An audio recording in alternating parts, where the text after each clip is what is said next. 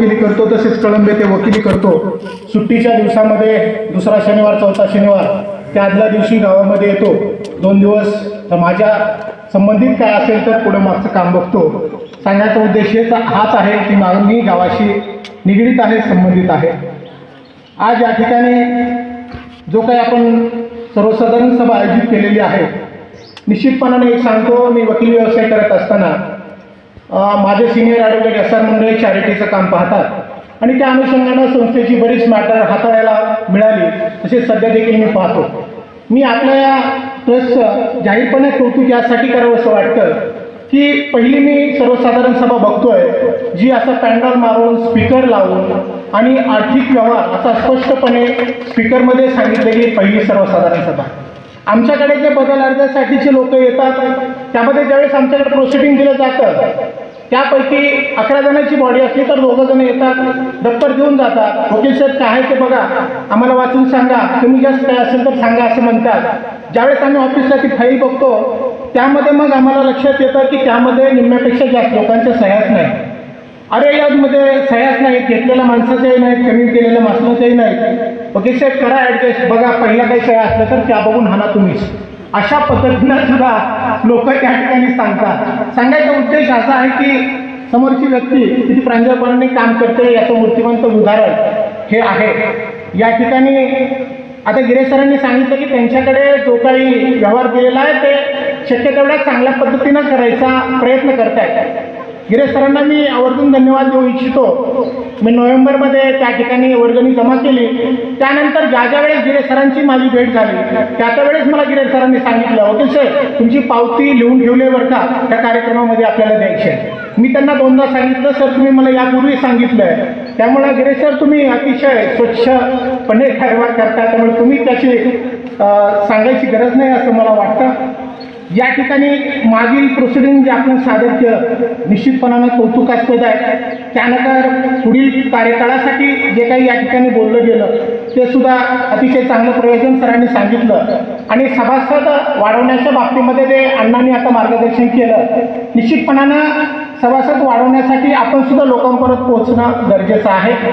मला एक वाटतं की आपला मोरक्या म्हणजे मुख्य माणूस अतिशय चांगल्या मनाचा दिलाचा असल्यामुळं त्यावर निश्चितपणानं विश्वासार्हता आहे. त्यामुळं अतिशय जास्त पद्धतीनं सभासद कनेक्ट होतील. मी यासाठी सांगतो की आपण लहानपणीचा अनुभव घ्या किंवा आत्ताचा सुद्धा माझा अनुभव सांगायचा झाला तर माझी मुलं ज्यावेळेस खेळण्यासाठी मी ग्राउंडवर जाऊ का किंवा दुसऱ्या गल्लीत जाऊ का असं विचारताय त्यावेळेस मी पहिल्यांदा माझ्या मनात प्रश्न येतो की तुझ्यासोबत कोण आहे.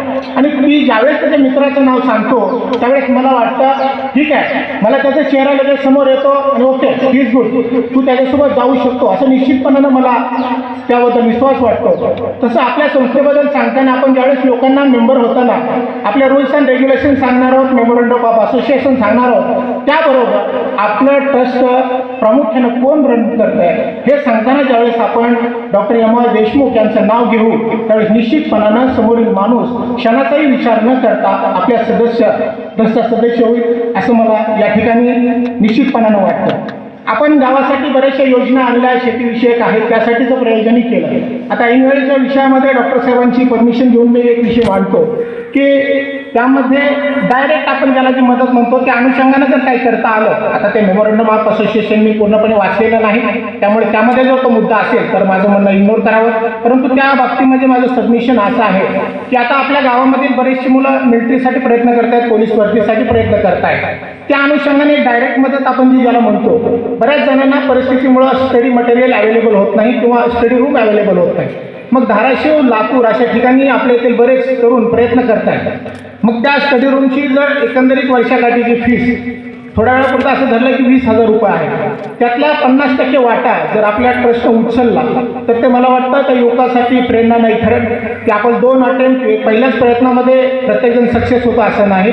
त्या सक्सेस होण्यामागे त्याला बराचसा कालावधी लागतो. तर आपण एक स्पेसिफिक मर्यादा धरून एक 2 टर्मसाठी त्याला ही जर मदत केली तर निश्चितपणानं त्याच्या भविष्याला त्याने जे स्वप्न पाहिलेलं आहे त्याला उभारी देण्यासाठी आपण निश्चितपणाने चांगलं काम होईल असं मला वाटतं. या ठिकाणी महत्त्वाचा मुद्दा सांगायचं झालं तर आज सरांनी जे सांगितलं आहे की यानंतर यापूर्वी 2 जणांनी या नियोजन केलं होतं आणि त्यानंतर आजसुद्धा माने सरांनी या ठिकाणी भोजन व्यवस्थेचं नियोजन केलेलं आहे. कार्यक्रम पत्रिका पाहिली तर अतिशय लहान अक्षरामध्ये ते लिहिलेलं आहे. बहुतेक सरांचं म्हणणं असेल की ते लिहायची गरज नाही, परंतु डॉक्टर साहेबांचं म्हणणं असेल की ज्याचं क्रेडिट त्याला गेलं पाहिजे, त्यामुळं ते लिहिलेलं आहे. तरी सरांचे या ठिकाणी मी आभार मानतो, त्यांना कौतुक करतो. आणि या ठिकाणी या संस्थेचा सभासद होण्यापूर्वी 2 मी सभा अटेंड केलेल्या होत्या. सभासद आपला हे पाहता मला या सभासद व्हावं असं वाटलं. मी तो संचालक मंडळापुढे प्रस्ताव मांडला. संचालक मंडळाने माझी रितसर पावती भरून घेऊन मला सभासदत्व करून आज सन्मानित केलं. त्याबद्दल पुनश्च एकदा आपल्या स्मृती चॅरिटेबल ट्रस्टचे आभार व्यक्त करतो, आपल्याला धन्यवाद देतो आणि मला बोलण्याची संधी दिली त्याबद्दलही आपल्या सर्वांचे आभार व्यक्त करतो.